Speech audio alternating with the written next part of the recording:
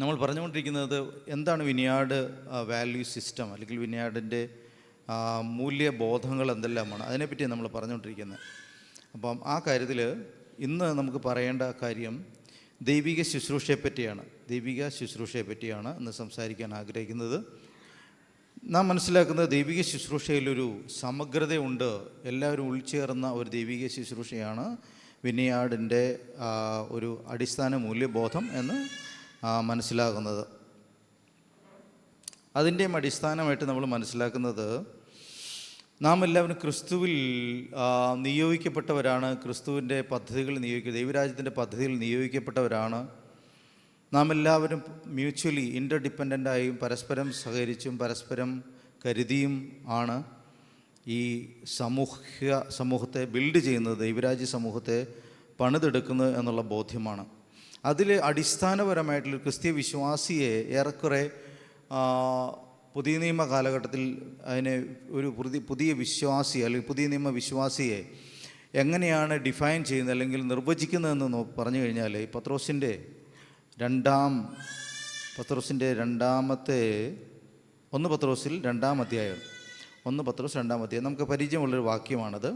1 പത്രോസ് 2-ാം അധ്യായം അതിൻ്റെ 9-ാമത്തെ വാക്യം. അതിങ്ങനെ പറയുന്നത്: നിങ്ങളോ അന്ധകാരത്തിൽ നിന്ന് തൻ്റെ അത്ഭുത പ്രകാശത്തിലേക്ക് നിങ്ങളെ വിളിച്ചവൻ്റെ സൽഗുണങ്ങളെ ഘോഷിപ്പാൻ തക്കവണ്ണം തിരഞ്ഞെടുക്കപ്പെട്ട ഒരു ജാതിയും രാജകീയ പുരോഹിതവർഗവും വിശുദ്ധ വംശവും സ്വന്തം ജനവുമാകുന്നു. ഇതൊരു ഡെഫിനിഷൻ പോലെ നമ്മുടെ മുമ്പിൽ നിൽക്കുകയാണ്. നമ്മളെല്ലാം തിരഞ്ഞെടുക്കപ്പെട്ട ജാതിയാണ്, ഒരു സമൂഹമാണ്, രാജകീയ പുരോഹിത വർഗമാണ്, വിശുദ്ധ വംശമാണ്, സ്വന്തം ജനമാണ്. ഇങ്ങനെയുള്ള വിശേഷങ്ങൾ കൊണ്ടാണ് ദൈവസഭയെ വിശദീകരിക്കുന്നത്. അതിനകത്തൊരു പ്രധാനപ്പെട്ട പ്രയോഗമാണ്, എല്ലാം പ്രധാനപ്പെട്ട വാക്കുകൾ തന്നെയാണ്, പക്ഷേ അതിൽ രാജകീയ പുരോഹിത വർഗം എന്ന് പറയുന്ന പദപ്രയോഗം നിങ്ങൾ കണ്ടു കാണും. അതിൽ നിന്നാണ് നമ്മുടെ ആശയം ഉരുത്തിരിയുന്നത്. പുരോഹിത വർഗം എന്ന് പറയുന്നത് എല്ലാ കാലത്തും സമൂഹത്തിലെ ദൈവിക അധികാരങ്ങളെ കൈയാളിയിരുന്നവരാണ്, ദൈവികമായ അധികാരത്തെ കൈയാളിയിരുന്നവരാണ്. മത അധികാരം, 2 അധികാരങ്ങളാണ് പ്രധാനമായിട്ട് നമുക്ക് കാണുക സമൂഹത്തിൽ. ഒന്ന് മതാധികാരം, മറ്റൊന്ന് രാഷ്ട്രീയ അധികാരവും. രാഷ്ട്രീയ അധികാരങ്ങൾ എപ്പോഴും രാജാവിൻ്റെ കയ്യിലായിരുന്നു. പക്ഷേ ഈ രാജാവിൻ്റെയും പുരോഹിതൻ്റെയും കർത്തവ്യങ്ങൾ ഒരുമിച്ച് കൂടുന്ന ഒരു ടേമാണ്, ഒരു പദപ്രയോഗമാണ് രാജകീയ പുരോഹിത വർഗം എന്ന് പറയുന്നത്. അപ്പോൾ രാജാവ് എന്ന അർത്ഥത്തിൽ ദൈവിക ന്യായത്തെയും നീതിയെയും നടപ്പിലാക്കുക എന്നുള്ള ഒരു വലിയ ഉത്തരവാദിത്വം ഒരു വശത്ത്, അതുപോലെ തന്നെ പുരോഹിതൻ ദൈവത്തിനും മനുഷ്യർക്കും ഇടയിലുള്ള ഒരു മധ്യസ്ഥൻ, മീഡിയേറ്റർ എന്ന നിലയ്ക്കുള്ള മറ്റൊരു ഉത്തരവാദിത്വം. ഈ രണ്ടും ദൈവസഭയിലുള്ള ദൈവജനത്തിൽ ദൈവം ഏൽപ്പിച്ചിരിക്കുന്ന, ദൈവം പ്രതീക്ഷിക്കുന്ന കടമകളും ഉത്തരവാദിത്വങ്ങളുമാണ്. ദൈവത്തിൻ്റെ ന്യായവും നീതിയും നടപ്പിലാക്കുകയും ദൈവികമായ നിയമത്തിനനുസരിച്ച് തൻ്റെ ജനത്തെ അല്ലെങ്കിൽ സമൂഹത്തെ നിലനിർത്തുക എന്നുള്ള ഒരു പ്രക്രിയ ഒരു വശത്ത് നടക്കുമ്പോൾ, അത് രാജകീയമായ ഒരു ഉത്തരവാദിത്വമാകുമ്പോൾ, പുരോഹിതൻ്റെ ഉത്തരവാദിത്വമായ ദൈവത്തിനും മനുഷ്യർക്കും ഇടയിലുള്ള, അതുകൊണ്ടാണ് ഞാൻ ആദ്യം നിങ്ങളോട് പറഞ്ഞത്, നാം നമ്മുടെ ദേശത്തിന് വേണ്ടി പ്രാർത്ഥിക്കണം, നമ്മളുടെ പ്രിയമുള്ളവർക്ക് വേണ്ടി പ്രാർത്ഥിക്കണം. ഇതെല്ലാം നാമും ദൈവവും തമ്മിൽ, ദൈവത്തിൻ്റെയും മനുഷ്യരുടെ ഇടയിൽ നമ്മൾ നിൽക്കുന്ന നമ്മുടെ ഉത്തരവാദിത്വത്തെ നിറവേറ്റുന്ന ഒരു കാര്യമാണ്. അതുകൊണ്ട് നാം തിരഞ്ഞെടുക്കപ്പെട്ടു, നാം ദൈവസേനയിൽ വന്നു, പാട്ടുപാടുന്നു, ആരാധിക്കുന്നു എന്ന് പറയുന്നതിനപ്പുറത്തേക്ക് ദൈവജനത്തിന് ചെയ്തു തീർക്കേണ്ടതായ ഏറെ കടമകളും ഉത്തരവാദിത്തങ്ങളും ഉണ്ടെന്ന് നാം അറിയേണ്ടതായിട്ടുണ്ട്. അപ്പോൾ ഞാൻ പറഞ്ഞു വന്നതിൻ്റെ കാര്യം ഇത്രയേ ഉള്ളൂ. നാം ഒരു രാജകീയ പുരോഹിത വർഗമാണ്. മറ്റ് വിശേഷങ്ങളെപ്പറ്റി ഞാൻ പോകുന്നില്ല. അതിൻ്റെ അടിസ്ഥാനത്തിലാണ് നമ്മുടെ ചിന്തകൾ ഇന്ന് പുരോഗമിക്കുന്നത്.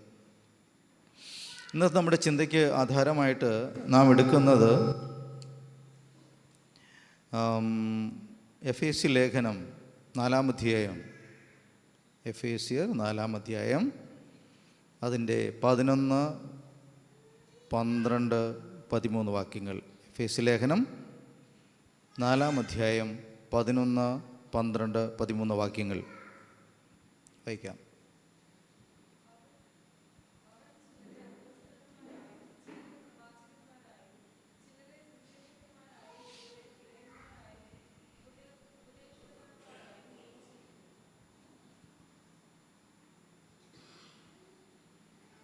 ഞാൻ വായിക്കാം, അമ്മയ്ക്ക് ഓണാവും.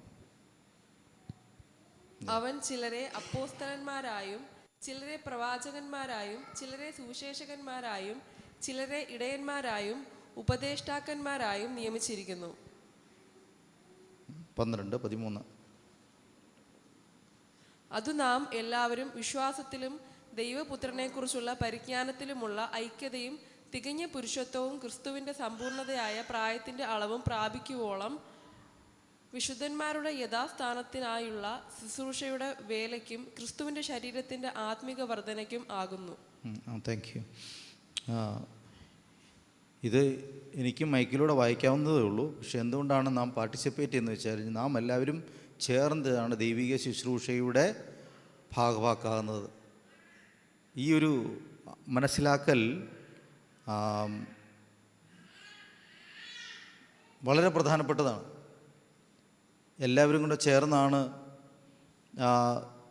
ദൈവത്തിൻ്റെ മുമ്പിൽ ആരാധിക്കുന്നത്. ശുശ്രൂഷകനും ജനവും ചേർന്നാണ് എന്നുള്ള ആ ഒരു കോൺസെപ്റ്റാണ് സമീപകാലത്ത് കത്തോലിക്ക സഭയിൽ പോലും പ്രതിസന്ധി ഉണ്ടാക്കിയിട്ടുള്ളത്.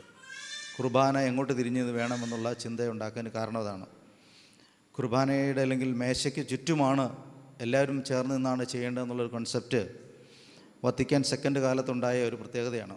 അപ്പം നാം എല്ലാവരും കൂടെ ചേർന്നാണ് ദൈവ ആരാധന മുന്നോട്ട് നയിക്കുന്നത് എന്നുള്ളതാണ് അതിൻ്റെ പ്രധാനപ്പെട്ട ആശയം. അതുകൊണ്ടാണ് നമ്മൾ എല്ലാവരും അതിനകത്ത് ഇൻവോൾവ് ആകുന്നത്. നോക്കുക, ഇന്ന് ഞാൻ പറയാൻ പോകുന്ന ആ ആശയം അല്ലെങ്കിൽ ആ ചിന്ത ഇതാണ്, നമ്മുടെ ദൈവരാജ് ചിന്ത ഇതാണ്: ദൈവീ ശുശ്രൂഷയുടെ സമഗ്ര വീക്ഷണം എന്നതിനെ പറ്റിയിട്ട് ഞാൻ സംസാരിക്കുക. A കോംപ്രഹെൻസീവ്നെസ് of ministry, Christian ministry. Christian ശുശ്രൂഷയുടെ ഒരു കോംപ്രഹെൻസീവ്നെസ്, ഒരു സമഗ്രത, അതിനെപ്പറ്റിയാണ് ഞാൻ പറയുന്നത്.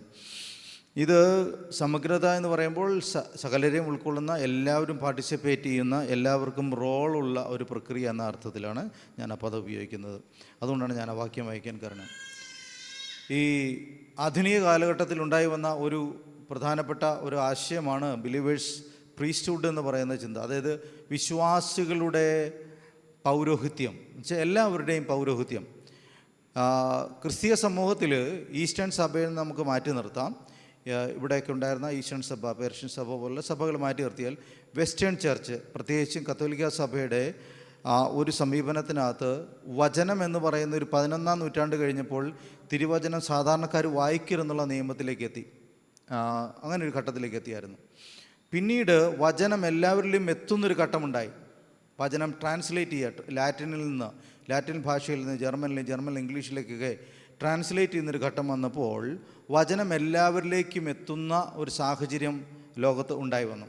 അങ്ങനെയാണ് ഈ പ്രൊട്ടസ്റ്റൻ്റ് സമൂഹങ്ങളൊക്കെ ഉണ്ടായി വരുന്നത്.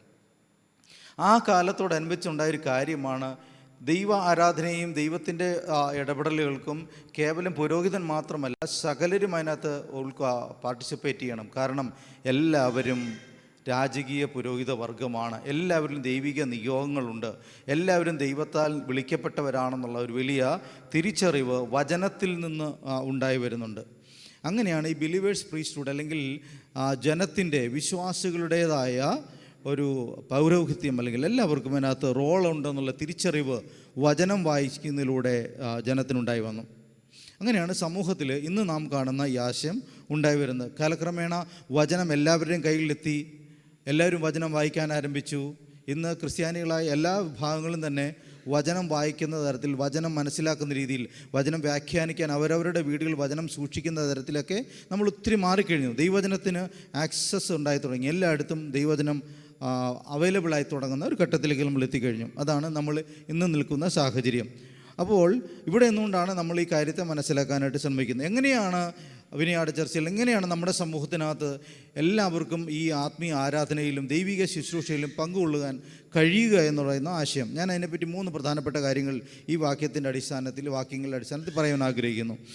ഒന്നാമത്തെ കാര്യം, ഇതിനകത്തൊരു ഡിവൈൻ അപ്പോയിൻമെൻ്റ് ഉണ്ട്, ദൈവികമായ നിയമനമുണ്ട് ഇതിനകത്ത്. എങ്ങനെ വായിക്കുന്നതെന്നറിയാമോ? അവൻ ചിലരെ അപ്പോസ്തലന്മാരായും ചിലരെ പ്രവാചകന്മാരായും ചിലരെ സുവിശേഷകന്മാരായും ചിലരെ ഇടയന്മാരെയും ഉപദേഷ്ടാക്കന്മാരായും നിയമിച്ചിരിക്കുന്നു. അല്ലെ, അവൻ തന്നിരിക്കുന്നു എന്നൊക്കെയാണ് വേറൊരു പ്രയോഗം. ഇതിനകത്ത് മലയാളം കുറേ കൂടെ ഒരു എന്താ പറയുന്നത്, നമുക്കൊരു ആധികാരിക തോന്നുന്നൊരു പ്രയോഗമാണ് നിയമിച്ചിരിക്കുന്നു എന്ന് പറയാൻ കാരണം. ഒരു ദൈവിക നിയമനം, ദൈവികമായ നിയോഗം, ദൈവികമായ അപ്പോയിൻമെൻറ്റ് ഇതിനകത്ത് സംഭവിച്ചിട്ടുണ്ട്. അപ്പോൾ ദൈവം ഇങ്ങനൊരു 4-5 കൂട്ടത്തെ എന്തിനാണ് നിയമിച്ചിരിക്കുന്നത് എന്നുള്ളതാണ് നമ്മുടെ ചിന്താവിഷയം. ഇത്രയും ആളുകളെ, ദൈവസഭയിലുള്ള ആളുകളെ പലതായിട്ട് ദൈവപ്രവൃത്തിയുടെ ലക്ഷ്യത്തിനനുസരിച്ച് വിഭാഗിച്ചിട്ടുണ്ട്. ഈ ആദ്യ ഒരു വിഭജനം നമുക്ക് കാണുന്നത് ഇസ്രായേൽ മക്കളുടെ യാത്രയിലാണ്. അവർ ഈ മിസ്രൈമിൽ നിന്ന് പുറപ്പെട്ട് വന്ന് മരുഭൂമിയിലുടനീളം മരുഭൂമിയിലേക്ക് പ്രവേശിക്കുന്ന അവർ ഒന്നൊഴിച്ച്, അതായത് മോശ ഒഴിച്ച് ബാക്കി എല്ലാവരും അടിമകളാണ്. മോശയ്ക്ക് മാത്രമേ സ്വാതന്ത്ര്യത്തിൽ ജീവിച്ച് ശീലമുള്ളൂ. മോശ മാത്രമേ ലീഡർഷിപ്പിലും കൊട്ടാരത്തിലും സൗകര്യങ്ങളിലും വിദ്യാഭ്യാസത്തിലൊക്കെ ജീവിച്ചിട്ടുള്ളൂ. ബാക്കി സകല മനുഷ്യരും അടിമത്തത്തിൽ ജീവിച്ച സാധാരണ മനുഷ്യരാണ്. പക്ഷേ അവർ 40 വർഷങ്ങൾക്ക് ശേഷം ഈ വാഗ്ദത്ത ദേശത്തേക്ക് കടക്കുമ്പോൾ 2-3 വിഭാഗങ്ങളുണ്ടായി വരുന്നുണ്ട്. ഒന്ന്, പെട്ടകം ചുമക്കുന്ന പുരോഹിതന്മാർ, അല്ലേ? ദൈവത്തിൻ്റെ നിയമം കണ്ട ഒരു 40 വർഷം കൊണ്ട് ഒരു സമൂഹത്തിനുണ്ടാകുന്ന മാറ്റമാണ്. പെട്ടകം ചുമക്കുന്ന പുരോഹിതന്മാരാണ് ആദ്യം ഇറങ്ങി നിൽക്കേണ്ടത്. ഒരു ക്രമം ഉണ്ടായി വരുന്നു. എവിടെ നിൽക്കേണ്ടത്? യോർദാനിൽ ഇറങ്ങി നിൽക്കേണ്ടത്. യോർദാൻ കടന്നാൽ പിന്നെ വാഗ്ദത്ത ഭൂമിയാണ്. അപ്പോൾ അത്തരത്തിലൊരു ക്രമം രൂപപ്പെട്ട് വരുന്നുണ്ട്. പെട്ടകം ചുമക്കുന്ന പുരോഹിതന്മാർ. ആരാണ് പുരോഹിതൻ്റെ നേതൃത്വത്തിലുള്ളത്? അഹരോനും അവൻ്റെയും മക്കളും പ്രധാനപ്പെട്ട പുരോഹിതന്മാരും ആ ശുശ്രൂഷയെ സഹായിക്കുന്ന, സ്വാധീനിക്കുന്ന, അതിൻ്റെ എല്ലാ കാര്യങ്ങളും ചെയ്യുന്ന മറ്റ് ലേവ്യ സമൂഹവും. ലേവ്യർ മുഴുവൻ ഇവരെ സഹായിക്കേണ്ടതിന് നിയമിക്കപ്പെട്ടിട്ടുള്ളവരാണ്. ഇതൊരു ദൈവികമായ പദ്ധതിയാണ്. ഒരു ശുശ്രൂഷക വൃന്ദത്തെ ദൈവം നിയമിച്ചു ഈ കാലഘട്ടം കൊണ്ട്, ഈ മരുഭൂമിയിലെ കാലഘട്ടം കൊണ്ട് നിയമിക്കുകയാണ്. അവർക്ക് അതിനകത്ത് റോളുണ്ട്. പക്ഷേ അവിടെ വേറെ പ്രതിസന്ധി ഉണ്ടായി. പലപ്പോഴും മോശയോട് ഈ ലേവ്യരായ ആളുകൾ മത്സരിക്കുകയൊക്കെ ചെയ്ത കാര്യം നിങ്ങൾക്കറിയാം. അത് നമ്മൾ കഴിഞ്ഞ ദിവസം നമ്മൾ കേട്ടതാണ്. അപ്പോൾ അങ്ങനെയല്ല, ഒരു ക്രമത്തിലും വ്യവസ്ഥയിലുമാണ് ദൈവം അത് നിയോഗിച്ചത്. അഹരോനും അവൻ്റെ മക്കളും പുരോഹിതന്മാരായി നിൽക്കുമ്പോൾ തന്നെ അതിനെല്ലാം ഈ ശുശ്രൂഷ എന്ന് പറഞ്ഞാൽ ചെറിയ കാര്യമല്ല, ഒത്തിരി കാര്യങ്ങളുണ്ട്. നമ്മൾ ഒന്ന് ഇമാജിൻ ചെയ്ത് നമുക്ക് വേറെ പിക്ചർ കിട്ടും. എന്താണ് അന്നത്തെ ആരാധന എന്ന് പറയുന്നത്? മൃഗങ്ങളെ കൊല്ലുക എന്നുള്ളതാണ്. എത്ര മൃഗങ്ങളായിരിക്കും കൊല്ലപ്പെടുക ഒരു ദിവസം എന്ന് ഓർത്ത് നോക്കി. എത്ര കാളകൾ, എത്ര ആടുകൾ, എത്ര പ്രാവുകൾ. ഇപ്പോൾ കൊലപാതകങ്ങളുടെ ഒരു നീണ്ട പരമ്പരയായിരിക്കും ഒരു ദിവസം നടക്കുക. ഒരു ആരാധന എന്ന് പറഞ്ഞാൽ രക്തച്ചൊരിച്ചിലായിരിക്കും അവിടെ നടക്കുക. നിങ്ങൾക്ക് ഇമാജിൻ ചെയ്യാൻ പറ്റുന്നുണ്ടോ? നിങ്ങൾ ഈ മാംസം ഈ ഇറച്ചിക്കടകളിൽ നിങ്ങൾ പോയിട്ടില്ലേ? ഒരു മൃഗത്തെ കൊന്നാൽ തന്നെ എന്തുമാത്രം ഒരു ചോര പ്രളയമായിരിക്കും അവിടെ ഉണ്ടാവുക, ഇല്ലേ? അപ്പോൾ ഇത്രയേറെ മൃഗങ്ങളെ മുറിക്കുമ്പോൾ എത്രമാത്രം രക്തച്ചൊരിച്ചിലൂടെ ഉണ്ടാവും. ഇതെല്ലാം വൃത്തിയാക്കണം, പുറത്ത് കൊണ്ടേ കളയണം, ഇതൊക്കെ ക്ലീൻ ചെയ്യണം. ഇത് നിസ്സാര പണിയേ അല്ല, അത്രത്തോളം ജോലി അവിടെയുണ്ട്. ഇപ്പോൾ ഇതായിരുന്നു ആദ്യത്തെ ആരാധനയുടെ ഒരു ക്രമീകൃതമായ രൂപമെന്ന് പറയുന്നത്. ഇതിനെ സഹായിക്കാനായിട്ട് ഈ ലേവ്യ സമൂഹം മുഴുവൻ നിന്ന് കൊടുക്കേണ്ടത്, പ്രധാന ശുശ്രൂഷയെ സഹായിക്കാനായിട്ട്. അതിനുശേഷം പിന്നെ വേറൊരു ഗ്രൂപ്പ് ഉണ്ടായി വന്നു. അത് പടയാളികളായ, യോദ്ധാക്കളായ ആളുകളായിരുന്നു. യുദ്ധം ചെയ്യാൻ കഴിവുള്ള ആളുകളാണ് പിന്നെയുണ്ട്. അതിന് പുറകിലാണ് സാമാന്യജനം. ഇങ്ങനെയാണ് ആ ഒരു സെക്ഷൻ രൂപപ്പെട്ട് വരുന്നത്. അത് പിന്നീട് ലോകത്തിലെ എല്ലാ സമൂഹങ്ങളിലും ഇങ്ങനെയുള്ള 2-3 ഗ്രൂപ്പുകളുണ്ടാകും. ഇന്ത്യയിൽ തന്നെയുണ്ട്. ദൈവ കാര്യങ്ങളിലും അറിവിനുമായിട്ട് ബന്ധപ്പെടുന്ന ബ്രാഹ്മൺ എന്ന് പറയുന്ന സമൂഹം, യുദ്ധങ്ങളും രാജകീയ കർമ്മങ്ങളും ഉത്തരവാദിത്തങ്ങളും ചെയ്യുന്ന ക്ഷത്രിയ എന്ന രൂപം, ബിസിനസ് ചെയ്യുന്ന വൈശ്യൻ എന്ന രൂപം, ദാസ്യവേല ചെയ്യുന്ന, ഇങ്ങനെ ഇതൊന്നുമല്ലാത്ത വേറെ കുറേ സമൂഹങ്ങൾ. ഇങ്ങനെ ഈ വിഭജനങ്ങൾ സമൂഹത്തിൽ എല്ലാ കാലത്തും ഉണ്ടായിട്ടുണ്ട്. വിഭജനങ്ങൾ എല്ലാ സമൂഹങ്ങളും നിലനിൽക്കുന്ന ഇത്തരം കാറ്റഗറൈസേഷൻ കൊണ്ടാണ്, ക്ലാസിഫിക്കേഷൻ കൊണ്ടാണ്. വിഭജിച്ച് തന്നെയാണ് എല്ലാ സമൂഹങ്ങളും നിലനിർത്തുന്നത്. ഇപ്പോൾ നമ്മൾ ഏത് സമൂഹത്തിൽ നോക്കിയാലും ആ വിഭജനത്തിൻ്റെ അടിസ്ഥാനത്തിൽ പ്രിവിലേജസ് ഉണ്ടാവും. നിങ്ങളൊരു ഓഫീസിൽ ചെന്ന് നോക്കി, എല്ലാവരും ഒരുപോലെയാണോ ഇരിക്കുന്നത്? എല്ലാവരും ഒരുപോലെയാണോ പ്രവർത്തിക്കുന്നത്? അല്ല, അവിടെ ഒരു വിഭജനം നടക്കുന്നുണ്ട്. അതിനകത്ത് ഏറ്റവും മുന്തിയ ഉദ്യോഗസ്ഥന്, ഏറ്റവും വിദ്യാഭ്യാസമുള്ള ആൾ, അയാൾക്ക് പ്രിവിലേജ്ഡായിട്ടുള്ള ഒരു ഏരിയ ഉണ്ടാവും. അയാൾക്ക് സഹായിക്കാനായിട്ട് മറ്റു കുറേ ആളുകളുണ്ടാവും, അയാൾക്ക് അസിസ്റ്റൻസ് ഉണ്ടാവും. ഇങ്ങനെ സമൂഹത്തിൻ്റെ എല്ലാ ഘട്ടങ്ങളിലും ഇത്തരമുള്ള വിഭജനങ്ങളാണ് സമൂഹത്തിൻ്റെ പ്രധാനമായിട്ട് നിൽക്കുന്നത്. പക്ഷെ ദൈവരാജ്യത്തിൻ്റെ സംവിധാനത്തിൽ അത്തരത്തിലുള്ള സെഗ്രിഗേഷൻ അല്ല ഉണ്ടാകുന്നത്. ഇങ്ങനെ പേരിട്ട് വിളിച്ചാലും ഇത് ഒന്നിനേക്കാളും ഒന്നെന്നോ വലുതെന്നോ ശ്രേഷ്ഠമെന്നോ ഒന്നിനേക്കാൾ അധികമെന്നോ ഉള്ള രീതിയിലുള്ള കണക്കിടലല്ല.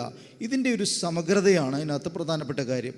ഇതിൻ്റെ ഒരു കൂടിച്ചേരലാണ്, ഇതിൻ്റെ ഒരു ഇൻ്റർഡിപ്പെൻഡൻസ് ആണ്, പരസ്പരമുള്ള ആശ്രിതത്വം. അതാണ് നമ്മൾ പഴയ നിയമ ആത്മീയതയിൽ നിന്ന് പഠിക്കുന്നത്. പഴയ നിയമ ആത്മീയതയിൽ ശ്രദ്ധിച്ച് നോക്കിക്കേ, രാജാവിൻ്റെ അടുത്ത് ചെന്നിട്ട് ഉറപ്പിച്ച് പറയാനുള്ള ധൈര്യം ആർക്കുണ്ട്? ഒരു പ്രവാചകനുണ്ട്. ആ സ്വാതന്ത്ര്യം ഇവിടെയുണ്ട്. നാഥാനൊക്കെ ചെന്നിട്ട് ദാവീദിനോട് പറയാം, നീ തന്നെയാണ് കുറ്റക്കാരൻ, എന്ന് പറയാൻ കിട്ടുന്നൊരു സ്വാതന്ത്ര്യമുണ്ടല്ലോ, അത് കേൾക്കുമ്പോൾ ഏറ്റെടുക്കാനുള്ള ഒരു മനസ്സുള്ള രാജാവ് അവിടെ ഉണ്ടല്ലോ.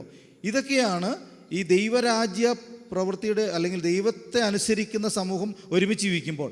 പദവികൾ എന്ത് തന്നെയാണെങ്കിലും അൾട്ടിമേറ്റ്ലി അവൻ ആരാണ്? ദൈവത്തിൻ്റെ ദാസനാണ്. ഏബദ് യഹോവേ, യഹോവയുടെ ദാസനാണവൻ. അത് രാജാവാണെങ്കിലും പുരോഹിതനാണെങ്കിലും പ്രവാചകനാണെങ്കിലും ആരാണെങ്കിലും അവൻ അൾട്ടിമേറ്റ്ലി, ഇവൻ ഇസ്രായേൽ സമൂഹം മുഴുവൻ തന്നെ ഏബദ് യഹോവയാണ്, യഹോവയുടെ ദാസനാണ്. അപ്പം ഈ ഒരു ആശയമാണ് ഇസ്രായേൽ സമൂഹത്തിൽ നിലനിന്നത്. പക്ഷേ ഈ ആശയം കാലക്രമേണ തെറ്റിച്ച് കഴിഞ്ഞപ്പോഴാണ് പ്രവാചകന്മാർ പറഞ്ഞത്, നിങ്ങൾ പാവപ്പെട്ടവരെ ഉപദ്രവിക്കുന്നു, നിങ്ങൾ അത് ചെയ്യുന്നു, ഇത് ചെയ്യുന്നു, ഒത്തിരി തെറ്റുകളെ കണ്ടെത്തുന്നു. എപ്പോഴും ദൈവത്തിൻ്റെ പ്രമാണത്തിൽ നിന്ന് മാറിക്കഴിയുമ്പോൾ ദൈവം ശത്രുവിനെ ആ ജീവിതത്തിലേക്ക് കൊണ്ടുവരും. ദൈവപ്രമാണങ്ങളിലേക്ക് മടങ്ങാതെയും ദൈവത്തിൻ്റെ വ്യവസ്ഥകൾ പാലിക്കാതെ വരുമ്പോൾ ജനം അപകടത്തിലേക്കും ദോഷത്തിലേക്കും ശത്രുതയിലേക്കും നാശത്തിലേക്കും കടന്നു പോകും. അപ്പോൾ ദൈവം ഇത്തരം വ്യവസ്ഥകളെ നിയമിച്ചത് ഒരുമിച്ച് വളരാനും ഒരുമിച്ച് ഉയരാനും വേണ്ടിയിട്ടാണ്. ഇവിടെ നോക്കുക, 5 എന്ന് കാണിക്കുന്നുണ്ടെങ്കിൽ 4 അതിൻ്റെ ഒരു കോമ്പിനേഷൻ ഞാൻ പറയാം. അപ്പോസ്തലന്മാർ, പ്രവാചകന്മാർ, സുവിശേഷകന്മാർ, 3 നിങ്ങൾ ശ്രദ്ധിച്ചോ? അപ്പോസ്തലന്മാർ, പ്രവാചകന്മാർ അടിസ്ഥാനത്തിൽ സഭ പണിയുന്നതെന്ന് മറ്റൊരിടത്ത് നാം വായിക്കുന്നുണ്ട്. എന്നാലും ആരാണ് അപ്പോസ്തലൻ? അയക്കപ്പെടുന്നവനാണ്. എങ്ങോട്ട്? ക്രിസ്തുവിനെ അറിയാത്തിടത്തേക്ക്. ക്രിസ്തുവിനെ കൂടിയിരുന്ന, കർത്താവിൻ്റെ കൂടിയിരുന്ന സകലരും അയക്കപ്പെട്ടു ലോകത്തിൻ്റെ വിവിധ ഭാഗങ്ങളിൽ. അതാണ് അപ്പോസ്തലത്വത്തിൻ്റെ ഒരു പൊതു സ്വഭാവം. ഈ കാലഘട്ടത്തിൽ അപ്പോസ്തലത്വത്തെ വളരെ എത്രത്തോളം ശരിയായിട്ടാണ് പലരും മനസ്സിലാക്കുന്നത് എനിക്ക് അറിഞ്ഞുകൂടാ. അപ്പോസ്തലൻ എന്ന് പറഞ്ഞാൽ അതൊരു വലിയ പദവിയും രാജകീയ അവസ്ഥയൊന്നുമല്ല. അപ്പോസ്തലൻ എന്ന് പറഞ്ഞാൽ ഒരുത്തൻ ക്രിസ്തുവിനെ അറിയാത്ത ഒരിടത്തേക്ക് അവൻ പോവുകയാണ്, ക്രിസ്തുവിൻ്റെ സാക്ഷ്യമായി മാറുകയാണ്. പക്ഷെ അവൻ്റെ പ്രത്യേകത എന്ന് വെച്ച് കഴിഞ്ഞാൽ അവൻ പോകുന്നിടത്ത് എന്തുണ്ട്? അത്ഭുതങ്ങളുണ്ടാവാം, അടയാളങ്ങളുണ്ടാകാം, ദൈവരാജ്യത്തിൻ്റെ പ്രവർത്തനങ്ങൾ കാണാം, ദൈവനെ ഉപയോഗിക്കുന്ന രീതിയിൽ കാണാം, സഭകൾ സ്ഥാപിക്കപ്പെടാം. ഇതൊക്കെയാണ് നമ്മൾ വചനത്തിൽ കാണുന്ന അപ്പോസ്തലത്വം. അപ്പോൾ കർത്താവ് വരെ അയക്കുന്നതിനാണ് ക്രിസ്തുവിനെ അറിയിക്കാനും ദൈവികമായ പ്രവർത്തനങ്ങൾ സമൂഹത്തിലുണ്ടാകാനും മാറ്റമുണ്ടാകാനും വേണ്ടിയിട്ടാണ്. അപ്പോസ്തലന്മാർ അത്തരത്തിലുള്ള ആളുകളാണ്. പ്രവാചകന്മാരാരാണ്? ദൈവശബ്ദമായി കർത്താവിന് പറയാനുള്ളത് നമ്മളോട് പറയുന്ന ശബ്ദമാണ് പ്രവാചകന്മാർ. ദൈവത്തിൻ്റെ നാവാണ്. അവർക്ക് സ്വന്തമായിട്ടൊന്നും പറയാനില്ല. പഴയ നിയമത്തിൽ ദസ് സെയ്സ് ദ ലോർഡ്, യഹോവ ഇപ്രകാരം അരുളി ചെയ്യുന്നു എന്ന് പറഞ്ഞാണ് പഴയ നിയമ പ്രവാചകന്മാർ പറഞ്ഞുകൊണ്ടിരുന്നത്. അപ്പോൾ ദൈവത്തിൻ്റെ ശബ്ദമാണ്, എൻ്റെ കാര്യമൊന്നും അല്ല എന്ന് തന്നെ അവർ പറയുന്നത്. ദസ് സെയ്സ് ദ ലോർഡ്, ദൈവം പറയുന്നു, ദൈവം ഇങ്ങനെ അരുളി ചെയ്യുന്നു, എങ്ങനെ പറയുന്നവരാണ് പ്രവാചകന്മാർ. പുതിയ നിയമത്തിൽ കുറേ കൂടെ വ്യത്യാസമുണ്ടാക്കി, എന്നാൽ പോലും ദൈവത്തിൻ്റെ ശബ്ദമായി മാറുന്നവരാണ് പ്രവാചകന്മാർ. സുവിശേഷന്മാരാരാണ്? ലോകത്തിലെ ഏറ്റവും കൂടുതൽ അറിയപ്പെടുന്ന സുവിശേഷകനാണ് ബില്ലി ഗ്രഹാം. സക്സസ്ഫുള്ളി അറിയപ്പെടുന്ന ഒരു ദൈവദാസനാണ്. അങ്ങനെ ഒത്തിരി പേരുണ്ടാവാം, പക്ഷേ അത്രയും ഹൈറ്റിലേക്ക് പോയ ഒരാളാണ് ബില്ലി ഗ്രഹാം. സുവിശേഷകന്മാർ, ക്രിസ്തുവിൻ്റെ സുവിശേഷം, നിർമ്മലമായ സുവിശേഷം, അതിൻ്റെ എല്ലാ ഗാംഭീര്യത്തോടും സത്യത്തോടും വിളിച്ചു പറയുന്നവരാണ് സുവിശേഷകന്മാർ. ഇടയന്മാർ, ഉപദേഷ്ടാക്കന്മാർ എന്ന് പറയുന്ന രണ്ടായിട്ട് മനസ്സിലാക്കുന്നവരുണ്ട്, ഒരുമിച്ച് മനസ്സിലാക്കുന്നവരുണ്ട്. ഇടയന്മാരാരാണ്? ദൈവസഭയെ നടത്തിക്കൊണ്ടു പോകുന്ന ദൈവത്തിൻ്റെ ദാസന്മാർ. അവരെന്താണ് ചെയ്യുക? അവർ ദൈവജനത്തെ ഒരുമിപ്പിച്ച് കൊണ്ടുപോവുക. ഇടയൻ്റെ ജോലി എന്താണോ അത് തന്നെ. ജനത്തെ കൂട്ടി നിർത്തി കൊണ്ടുപോവുക, അവരുടെ പ്രശ്നങ്ങളിൽ ഇടപെടുക, അവരെ സഹായിക്കുക, വളരാനായിട്ട് അവർക്ക് ബലം കൊടുക്കുക. ഒരു ഇടയൻ എന്തെല്ലാം ആടുകൾക്ക് വേണ്ടി ചെയ്യുന്നു അതെല്ലാം ചെയ്യുന്നവരാണ് ഇടയന്മാർ. അതൊരു ശുശ്രൂഷയുടെ വേറെ തലം. മറ്റൊന്നാണ് ഉപദേഷ്ടാവ്, പഠിപ്പിക്കുക, മനസ്സിലാക്കി കൊടുക്കുക. പലപ്പോഴും ഇത് രണ്ടും കൂടെ ചേർത്തും ആളുകൾ മനസ്സിലാക്കാറുണ്ട്. ഒരു പാസ്റ്ററുടെ, ഇടയൻ്റെ ജോലി തന്നെയാണ്, ഉത്തരവാദിത്വം തന്നെയാണ് പഠിപ്പിക്കുക എന്നുള്ളത്. അതുകൊണ്ട് സഭയിൽ പഠിപ്പിക്കലുകൾ പ്രധാനമാണ്. പഠിപ്പിക്കലില്ലാത്ത സഭയ്ക്ക് വളരാൻ കഴിയില്ല. പഠനം വളരെ പ്രധാനമാണ്. പഠനത്തിലാണ് ദൈവവചനത്തെ നമ്മൾ ആഴത്തി മനസ്സിലാക്കുക. അതുകൊണ്ട് ഈ 4-5 രൂപത്തിലാണ് ദൈവം ഈ സഭയെ അപ്പോയിൻ്റ് ചെയ്തിട്ടുള്ളത്, നിയമിച്ചിട്ടുള്ളത്. എന്താണ് ഇതിൻ്റെ അർത്ഥം? എന്താണ്? ഒരു സഭയ്ക്കകത്ത് നടക്കേണ്ടുന്ന എല്ലാ പ്രവർത്തനവും ഈ 4-5 രൂപത്തിൽ നടക്കും. ഒരു സഭയെ ഒരു വിശ്വാസി, ഒരു ദൈവ പൈതൽ ക്രിസ്തുവിലേക്ക് വരാനായിട്ട് ഒരു പക്ഷേ അപ്പോസ്തലൻ നടത്തുന്ന ഒരു അത്ഭുതത്തിലൂടെ, അടയാളത്തിലൂടെയോ ദൈവിക വിടുതലിലൂടെയോ ആയിരിക്കും ഒരാൾ സഭയിലേക്ക് കടന്നു വരിക. അല്ലെങ്കിൽ മറുവശത്ത് ഒരു സുവിശേഷകൻ പറഞ്ഞ സുവിശേഷം കേട്ട് അതിൽ ആകർഷണമായിട്ടായിരിക്കും ഒരാൾ സഭയിലേക്ക് കടന്നു വരിക. ആ ആള് പിന്നെ വളരുന്നത് എങ്ങനെയാണ്? അയാൾ ജനിച്ചതേ ഉള്ളൂ. വളരുന്നത് എങ്ങനെയാണ്? ഒരു ഇടയ പരിപാലനത്തിലൂടെയാണ് വളരുന്നത്. ഇടയൻ എന്ത് ചെയ്യുന്നു? ഫീഡ് ചെയ്യുന്നു. എന്ത് ചെയ്യുന്നു? ദൈവവചനം പറഞ്ഞു കൊടുക്കുന്നതിലൂടെ വചനം മനസ്സിലാക്കുന്ന വ്യക്തി വളരാൻ ആരംഭിക്കുന്നു. അതാണ് ഇടയൻ്റെ ജോലി. സഭയ്ക്കകത്ത് വരുന്ന ഒരാളെ വളരാനായിട്ട് സഹായിക്കുന്ന ആളാണ് ഇടയൻ. ഇടയൻ വളർത്തുന്നു, അല്ലെങ്കിൽ വളരാനുള്ള നറിഷ്മെൻറ്റ് കൊടുക്കുന്നു. പക്ഷേ അതിൻ്റെ ഒരു ഭാഗം തന്നെയാണ് പഠിപ്പിക്കൽ എന്ന് ഞാൻ പറഞ്ഞത്. വചനത്തെ പഠിപ്പിക്കുക എന്നുള്ള പ്രക്രിയ. അവിടെ നിങ്ങൾ മാറിക്കഴിഞ്ഞ് ചിലപ്പോൾ ഈ പഠിപ്പിക്കലതനുസരിച്ച് നമ്മൾ നടക്കണമെന്ന് നിർബന്ധമില്ല. പലപ്പോഴും നമ്മൾ ദൈവസേനയിൽ നിന്ന് മാറിപ്പോയേക്കാം, ഇതിനകത്ത് തുടരാം. അങ്ങനെയുള്ള ഘട്ടങ്ങളിൽ ഈ പ്രവാചകൻ്റെ ഇടപെടൽ നടക്കുന്നത്. പ്രവാചകന്മാരെ ദൈവം അയക്കുന്നു, നമ്മളോട് സംസാരിക്കുവാൻ ദൈവമായി. ഞാൻ എല്ലാ ജീവിതത്തിലും എല്ലായ്പ്പോഴും അനുഭവിച്ചിട്ടുള്ള അതാണ്. ഏറ്റവും പ്രതിസന്ധി ഘട്ടങ്ങളിലും ഏറ്റവും ആവശ്യമുള്ള സമയത്തും ദൈവത്തിൻ്റെ പ്രവാചകൻ നമ്മുടെ ജീവിതത്തിലേക്ക് വരുന്നത് ഞാൻ അനുഭവിച്ചിട്ടുണ്ട്.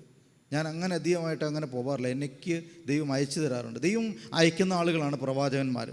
അവരെന്താ, നമ്മുടെ സങ്കടങ്ങളിൽ നമ്മളോട് കാര്യങ്ങൾ പറയും, ആശ്വസിപ്പിക്കും.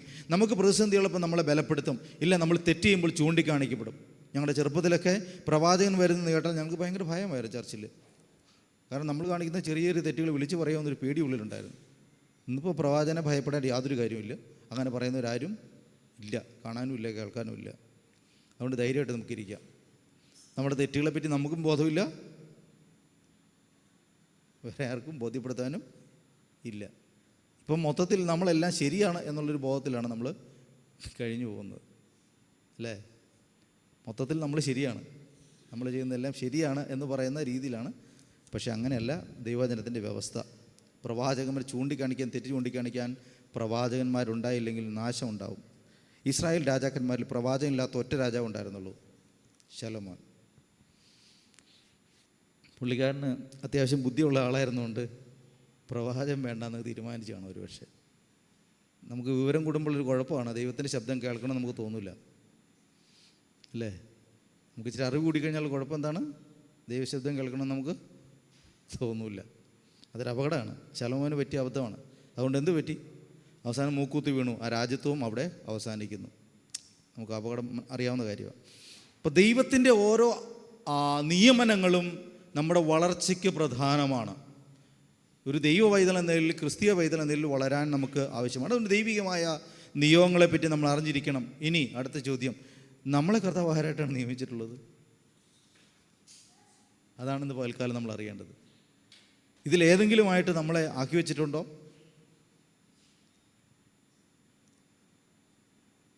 ഇന്ന് പകൽ നമ്മളോട് ചോദിക്കേണ്ട കാര്യമാണ്, കർത്താവേ എന്നെ ഇതിലേതെങ്കിലും ഒരു റോളിലേക്ക് നിയമിച്ചിട്ടുണ്ടോ? ഒരു സുവിശേഷം പറയാനുള്ള സുവിശേഷകനായി എന്നെ നീ നിയമിച്ചിട്ടുണ്ടോ? നമ്മളെല്ലാം കാണുന്ന ഇടയൻ എന്ന് പറഞ്ഞൊരു പാസ്റ്റർ ആയിരിക്കും മുന്നേ കാണുന്നത്, നമുക്ക് പൊതുവെ ശുശ്രൂഷകൻ നമ്മൾ കാണുന്നത്. പക്ഷെ മറ്റേ എന്തെല്ലാം തരത്തിൽ ദൈവിക ശുശ്രൂഷ നമ്മൾ അടക്കേണ്ടതായിട്ടുണ്ട്. നമ്മളൊരു പ്രവാചകൻ ഉണ്ടാകാൻ സാധ്യതയുണ്ട്. തെറ്റുകളെ ചൂണ്ടിക്കാണുന്ന, ശരികളെ സഹായിക്കുന്ന ഒരു പ്രവാചകൻ ഉണ്ടാകാൻ സാധ്യതയുണ്ട്. ദൈവത്തെ ബലപ്പെടുത്തുന്ന ഒരു പ്രവാചകൻ്റെ സാധ്യത നമ്മളിലുണ്ട്. ദൈവത്തോട് ചേർന്ന് പ്രാർത്ഥിക്കുകയും ദൈവ ശബ്ദം കേൾക്കുമ്പോൾ എൻ്റെ അടുത്തിരിക്കുന്ന സഹോദരിക്ക്, സഹോദരനോടുള്ള ദൈവികാലോചന പറയാനുള്ള അഭിഷേകം നമ്മളിൽ ഉണ്ടാവാം. പക്ഷെ നമ്മൾ അറിയേണ്ടത്, നമ്മൾ മനസ്സിലാക്കുന്നതിൻ്റെ ശുശ്രൂഷ എന്ന് പറഞ്ഞാൽ ഇവിടെ നിന്ന് ഈ പ്രസംഗിക്കുക എന്നുള്ളത് മാത്രമേ നമ്മുടെ മനസ്സിലൊരു ധാരണയുള്ളൂ. ഈ ഒരാളെ കൊണ്ട് കഴിയുന്നതല്ല ദൈവസഭയുടെ വളർച്ച എന്നുള്ളതാണ് ദൈവം മനസ്സിലാക്കേണ്ടത്. എൻ്റെ അടുത്തിരിക്കുന്ന ഒരാളെ ആശ്വസിപ്പിക്കാനും അവരോട് ദൈവാലോചന പറയാനും ദൈവം ഏൽപ്പിച്ച്, ഞാനൊരു പ്രവാചകനായിരിക്കാം, എനിക്കറിയത്തില്ലെങ്കിൽ എന്ത് ചെയ്യാൻ പറ്റും? ദൈവം എന്നെ പലയിടത്തേക്കും അയക്കുന്നത് ജോലി സംബന്ധിച്ചും മറ്റ് പഠനം സംബന്ധിച്ചും മറ്റു കാര്യങ്ങളും മറ്റൊരിടത്തേക്ക് അയക്കുമ്പോൾ ദൈവം എന്നിൽ നിന്ന് വെറും ജോലി ചെയ്യാൻ മാത്രമാണ് ആഗ്രഹിക്കുന്നത്? അത് ദൈവം എന്നെ അയച്ചതിനാൽ ദൈവത്തിന് വേറെ പദ്ധതിയുണ്ടോ? അങ്ങനെ നമ്മൾ ചിന്തിക്കാറുണ്ടോ? ഞാൻ ചിന്തിക്കാറുണ്ട് അങ്ങനെ. എനിക്ക് വടക്കേ ഇന്ത്യയിൽ പോകാൻ പറഞ്ഞപ്പോൾ ഞാൻ അങ്ങോട്ട് പോയി, തിരിച്ച് വീട്ടിൽ പോകാൻ പറഞ്ഞ് പോയി. ഇതിനൊന്നും അർത്ഥം എനിക്ക് അറിഞ്ഞുകൂടാ എന്തിനു വേണ്ടിയായിരുന്നു. അവിടെ ചെന്ന് കഴിഞ്ഞ് ചില നാൾ കഴിയുമ്പോൾ മനസ്സിലാവുന്നത് ഇതാണ്. പിന്നെ മണക്കാലയ്ക്ക് വരാൻ പറയുന്നു, അല്ലെങ്കിൽ പോകുന്നു. ഓരോ കാരണങ്ങളുണ്ട്. പക്ഷെ നമ്മളെ കാണുന്ന കാരണങ്ങൾക്ക് അപ്പുറത്തേക്കാണ് ദൈവത്തിൻ്റെ നിയോഗം. 2012 ഞാൻ MTH പഠിക്കാനായിട്ട് പൂനെക്ക് പോകുന്നത്. പൂനെക്ക് പോകുമ്പോൾ എന്നോട് ഒരു MTHകാരനായ ഒരു UTCയിലെ ഒരു ദേവദാസൻ, അദ്ദേഹം എന്നോട്, പ്രവാചകൻ എന്നോട് പറഞ്ഞു, മധ്യപ്രദേശ് വെച്ച് പറയുക, നിന്നെ ഞാൻ പൂനെക്ക് അയക്കുന്നത് പഠിക്കാൻ വേണ്ടി മാത്രമല്ല, നിന്നെ കൊണ്ട് ചില ശുശ്രൂഷകൾ ചെയ്യിക്കാനാണ്. 1 വർഷം കഴിഞ്ഞ് പ്രത്യേകിച്ച് ശുശ്രൂഷയൊന്നും നടന്നില്ല. 2ാം വർഷത്തിൽ ഞാൻ പ്രത്യേകിച്ചൊന്നും കണ്ടില്ല. പക്ഷേ 2ാം വർഷത്തിൻ്റെ അവസാനം ഞാൻ പ്രത്യേകമായൊരു സംഭവം ഞാൻ കണ്ടു. എൻ്റെ ജീവിതത്തിൽ അന്ന് സംഭവിച്ചിട്ടില്ല, ഇന്ന് പിന്നെയും സംഭവിച്ചിട്ടില്ല. എൻ്റെ ഫ്രണ്ടിൻ്റെ വൈഫ്, അവൾക്ക് സിസ്റ്റ് മാരേജിന് മുമ്പ് ഉണ്ടായി. മാരേജിന് മുമ്പ് തന്നെ അവൾ വയറ് കീറി ഓപ്പറേഷൻ കഴിഞ്ഞവളായിരുന്നു. അതൊക്കെ അറിഞ്ഞുകൊണ്ട് തന്നെ ഇടകല്ല. ഇന്ന് അവർക്ക് കുട്ടികളില്ല. പുള്ളിക്കാരി ദേവദാസിക്ക്, അവർ വേറൊരു സമൂഹത്തിലുള്ളതാണ്, പിന്നെ ഇതുണ്ടായി, ഓപ്പറേഷന് വേണ്ടി തയ്യാറെടുക്കുന്നു. അപ്പം ഒരു വലിയ ലോങ് സ്റ്റോറി അത്, ഞാൻ പെട്ടെന്ന് പറഞ്ഞെടുക്കാം. ഞാൻ അവിടെ ചെല്ലുമ്പോഴല്ലേ ഇവൾക്കൊരു മാറ്റമുണ്ടെന്ന് ഈ സഹോദരൻ തിരിച്ചറിയുന്നു. അപ്പോൾ എനിക്ക് മനസ്സിലായി, ഞാൻ ചെല്ലുന്നുണ്ടല്ലേ വ്യത്യാസം വരുന്നത്, എന്നിലുള്ള ദൈവാത്മാവിൻ്റെ പ്രവൃത്തിയാണെന്ന് അത്ര നമുക്കൊരു അറിവുണ്ടല്ലോ. പക്ഷേ ഞാൻ ഇത്തരം കാര്യങ്ങളിൽ ഇടപെട്ടുള്ള ആളല്ലാത്തതുകൊണ്ട് എനിക്ക് അതിനെപ്പറ്റി വലിയ അറിവുകളില്ലായിരുന്നു. ഇതാണ് നിങ്ങൾ തിരിച്ചറിയേണ്ടത്.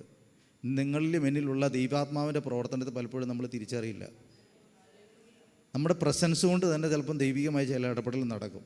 പക്ഷെ നമുക്ക് അറിയത്തില്ല, ഇതുകൊണ്ട് യാതൊരു കാര്യവുമില്ല. എനിക്കൊട്ട് മനസ്സിലായിട്ടുമില്ല. ഈ ദേവദാസം അദ്ദേഹം എന്നോട് പറഞ്ഞില്ലെങ്കിൽ, പ്രമോദ് എന്നോട് പറഞ്ഞില്ലെങ്കിൽ, നീ വരുമ്പോൾ ജയ്സാ നീ വരുമ്പോൾ ഇവക്കൊരു വ്യത്യാസം ഉണ്ടാകുന്നുണ്ട്. ഇങ്ങനെ കുനിഞ്ഞിരിക്കുന്ന ആൾ കുറേ വിയർക്കുന്നു, നിവർന്നിരിക്കുന്നു.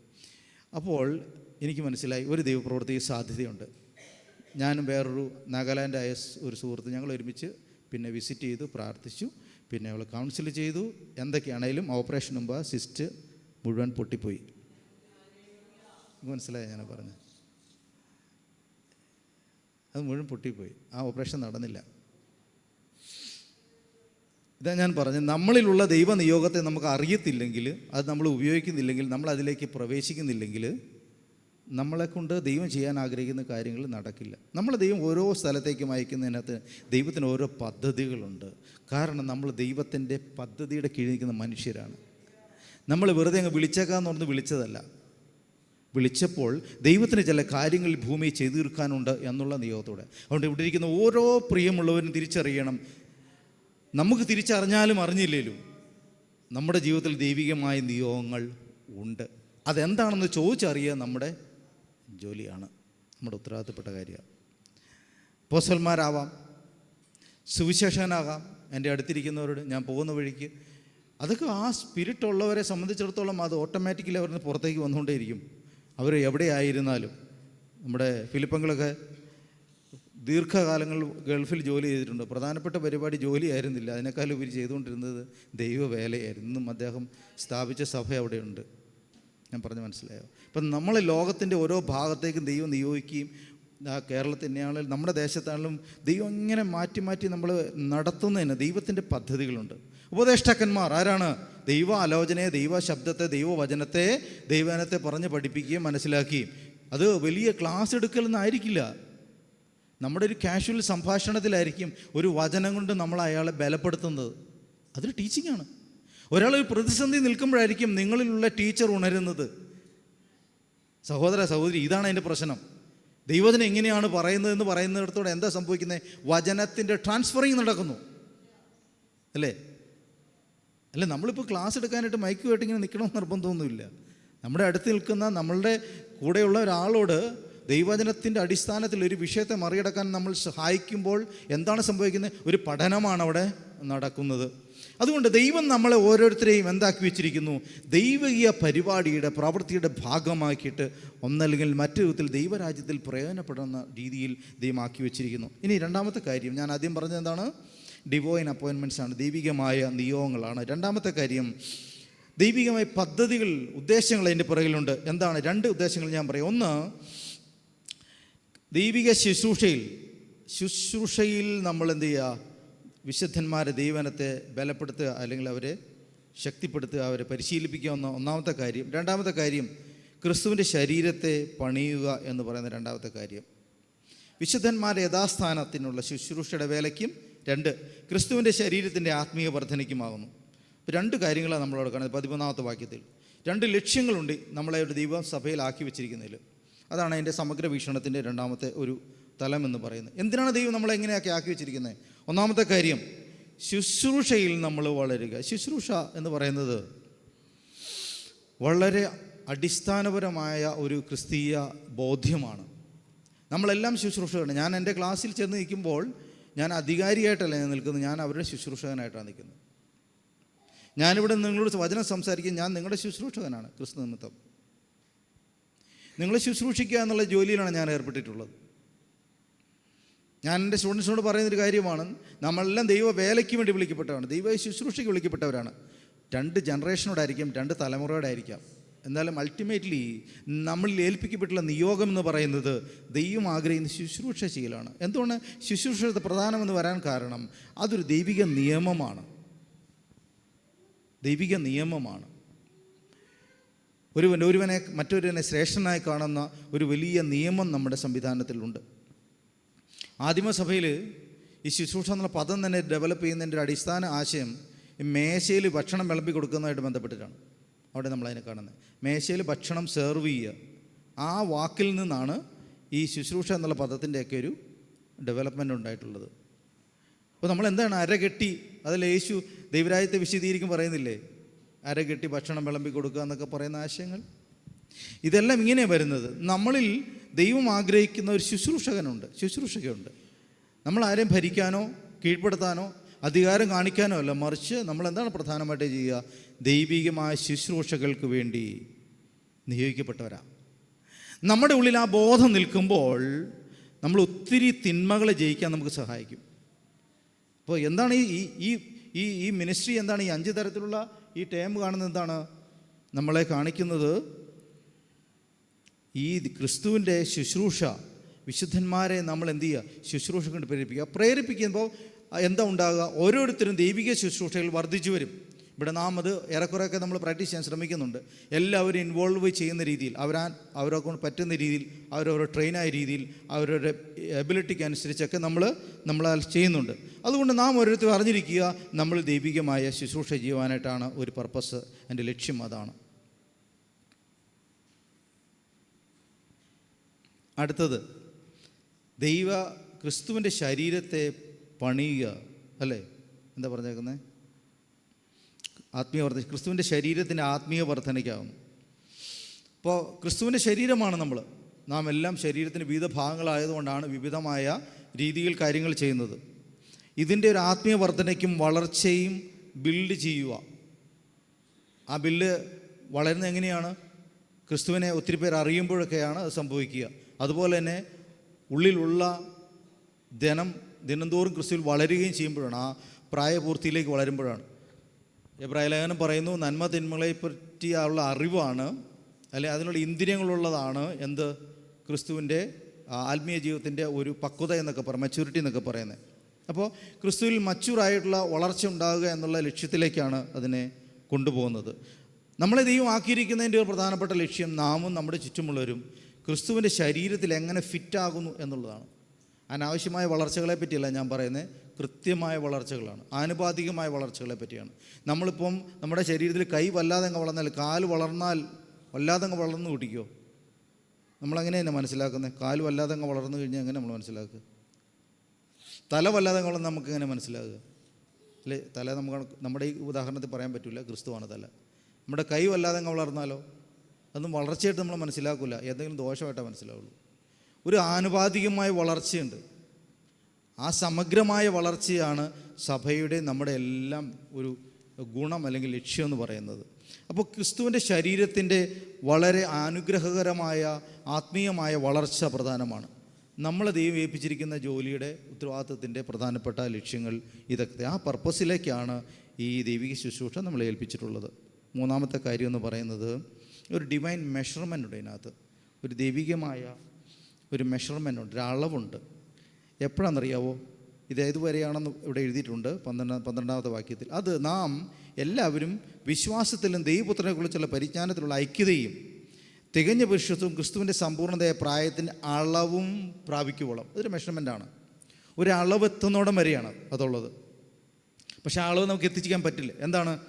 Until V attain the unity of faith, വിശ്വാസത്തിൻ്റെ യൂണിറ്റി, ഐക്യത. അത്ര എളുപ്പമാണത്.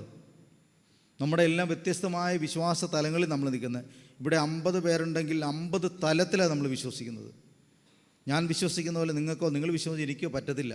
പക്ഷേ നമ്മൾ ഈ വിശ്വാസത്തിൻ്റെ യൂണിറ്റി ഉണ്ടാക്കിയെടുക്കും. എന്തിനു വേണ്ടിയിട്ട്?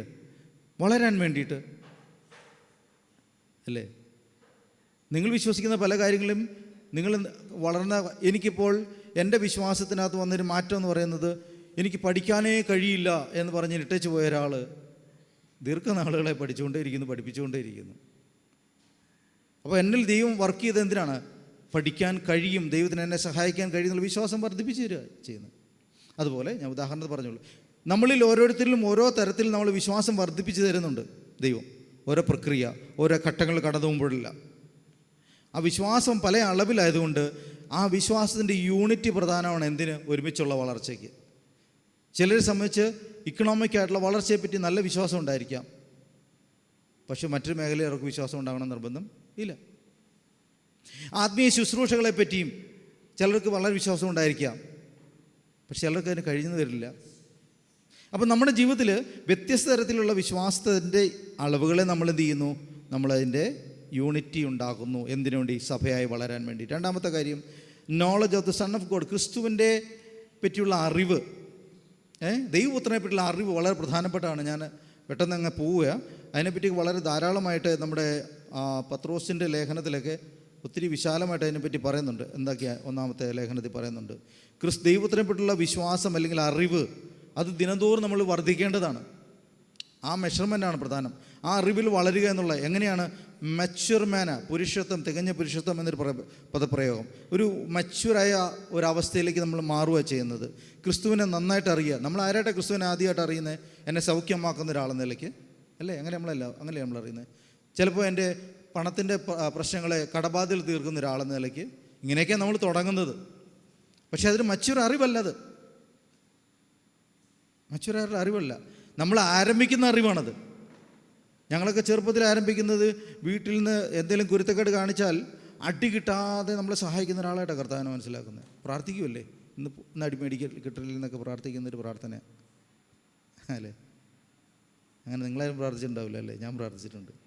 ഈ കുരുത്തക്കേട് കാണിച്ചു കഴിഞ്ഞാൽ അന്ന് അടി കിട്ടുമെന്ന് നമുക്ക് ഉറപ്പാണ്. അപ്പോൾ ഇന്ന് അടി കിട്ടല്ലേ എന്ന് നമ്മൾ പ്രാർത്ഥിക്കാറുണ്ട്. അന്ന് കിട്ടാതിരിക്കുമ്പോൾ ഭയങ്കര വിശ്വാസം വർദ്ധിക്കും. നിങ്ങൾക്ക് അനുഭവമുള്ളവർക്ക് മനസ്സിലാവും അതിൻ്റെ പ്രാധാന്യം എന്നാന്ന്. ഇപ്പോൾ പിടികിട്ടില്ല വലിയവരായി കഴിഞ്ഞാൽ, പക്ഷെ അന്നൊരു അടി കിട്ടാതിരിക്കുക എന്ന് പറഞ്ഞാൽ വലിയൊരു കാര്യമാണ്. അപ്പോൾ നമ്മളുടെ വിശ്വാസമൊക്കെ അങ്ങനെയൊക്കെ തുടങ്ങിയത്.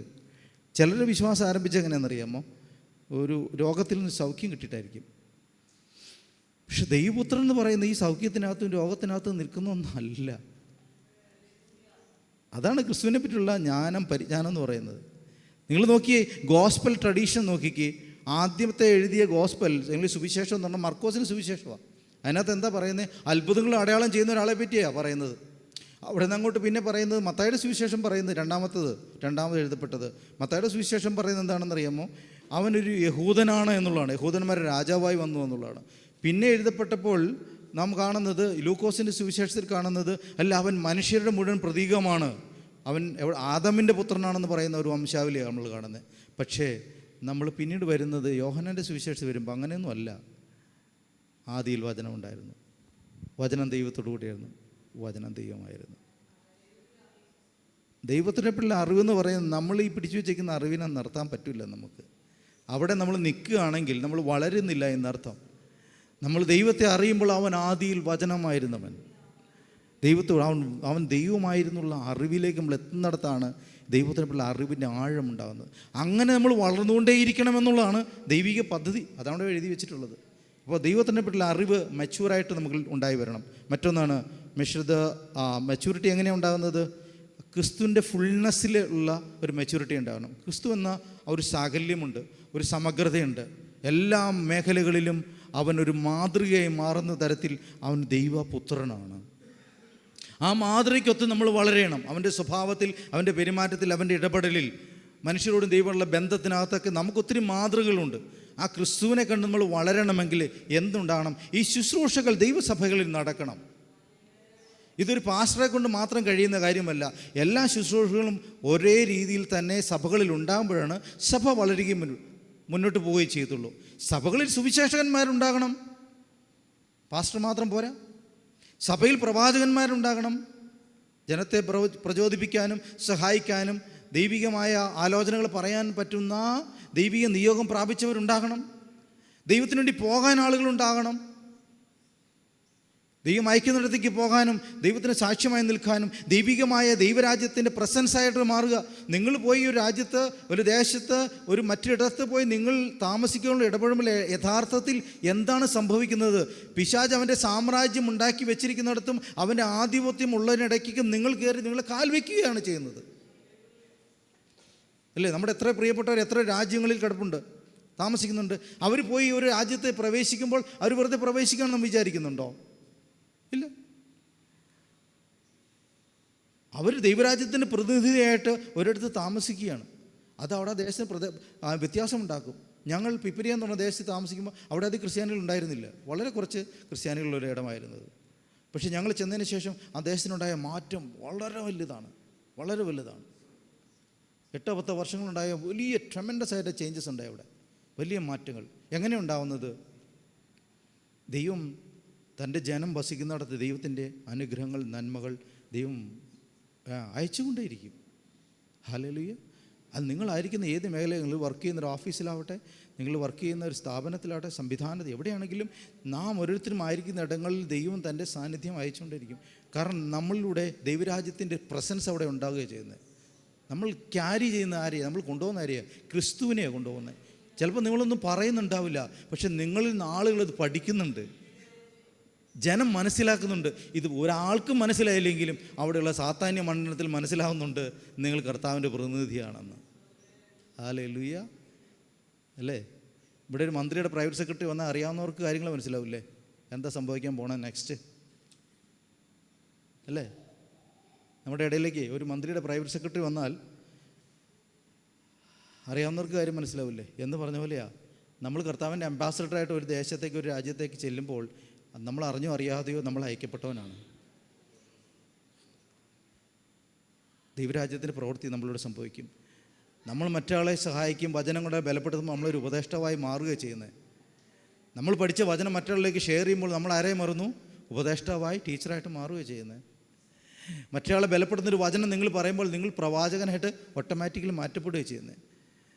അത് കുറേ കൂടെ നന്നാവും. എപ്പോഴും ദൈവമേ ഇന്ന കുടുംബത്തെ, ഇന്ന സഹോദരനെ സഹോദരി അനുഗ്രഹിക്കണമെന്ന് നമ്മൾ ദൈവത്തിൽ കുറച്ചു നേരം സമയം കൂടെ ചെലവിട്ടാൽ എന്തുണ്ടാവുന്നു? അത് കുറേ കൂടെ സോളിഡായിട്ടുള്ള കൃത്യമായിട്ടുള്ള അനുഭവമായിട്ട് മാറുന്നു. നിങ്ങളൊരു ശുശ്രൂഷ ബലപ്പെടുത്തുന്നു. ഇതെല്ലാം ചെയ്യാനായിട്ട് ദൈവം അല്ലെങ്കിൽ ദൈവദാസൻ എന്ന് പറയുന്ന സോക്കോൾഡ് പാസ്റ്ററുടെ കയ്യിലല്ല ഇരിക്കുന്നത്. പാസ്റ്ററും ഒരു ജോലി, ഒരു വകഭേദം മാത്രമാണ്. പക്ഷേ ദൈവസഭയ്ക്കകത്ത് എല്ലാ തരത്തിലുള്ള ശുശ്രൂഷകളും ജ്വലിക്കണമെന്ന് ദൈവം ആഗ്രഹിക്കുന്നു. ഇന്ന് പകൽക്കാലം എത്ര പേർക്ക് നിങ്ങളുടെ ജീവിതത്തിലുള്ള ദൈവിക നിയോഗങ്ങളെ തിരിച്ചറിയാൻ കഴിയുന്നുണ്ട്? എല്ലാവർക്കും പാസ്റ്റർ ആവുക എന്നുള്ളതല്ല, എല്ലാവരും ടീച്ചർ ആവുക എന്നുള്ളതല്ല, എല്ലാവരും പ്രവാചനാകുക, എല്ലാവരും അപ്പോസ്റ്റലനാകുക എന്നുള്ളതല്ല. അതെല്ലാം ദൈവിക നിയോഗങ്ങൾക്കനുസരിച്ച് നമ്മൾ സംഭവിച്ചുകൊണ്ടിരിക്കും. നമ്മൾ ഓഫ് കോഴ്സ് നമ്മൾ രാജ്യത്തിൻ്റെ ജോലി ചെയ്യുന്നവരാണ്, ഈ ദേശത്തിൻ്റെ കാര്യങ്ങൾ ചെയ്യുന്നവരാണ്. പക്ഷെ അതിലുപരി നമ്മൾ ദൈവരാജ്യത്തിൻ്റെ വക്താക്കളാണ്. അങ്ങനെ വരുമ്പോൾ നാം ചെയ്യുന്ന ഓരോ കാര്യങ്ങളിൽ എന്തുണ്ട്? ദൈവത്തിൻ്റെ കയ്യൊപ്പുണ്ട്, ദൈവത്തിൻ്റെ സാന്നിധ്യമുണ്ട്. നമ്മൾ പോകുന്നിടത്തും വരുന്നിടത്തും ദൈവിക സാന്നിധ്യം നമ്മുടെ കൂടെയുണ്ട്. കാരണം നമ്മൾ ആരാണ്? പരിശുദ്ധാത്മാവിൻ്റെ മന്ദിരമാണ്. നമ്മൾ വസിക്കുന്ന ദൈവത്തിൻ്റെ സത്യാത്മാവാണ്. നാം അറിഞ്ഞാലും അറിഞ്ഞില്ലെങ്കിലും നമ്മളത് സംഭവിച്ചുകൊണ്ടേയിരിക്കുന്നു. നാം സ്വീകരിക്കുന്ന സത്യം, നാം പറയുന്ന വാക്കുകളുടെ ദൈവിക നീതി, ദൈവത്തിൻ്റെ പ്രവൃത്തി. അതുകൊണ്ടാണ് നാം രാജകീയ പുരോഹിത വർഗമെന്ന് ദൈവം നമ്മളെ വിശേഷിപ്പിക്കുന്നത്. പകൽക്കാലം ഒരു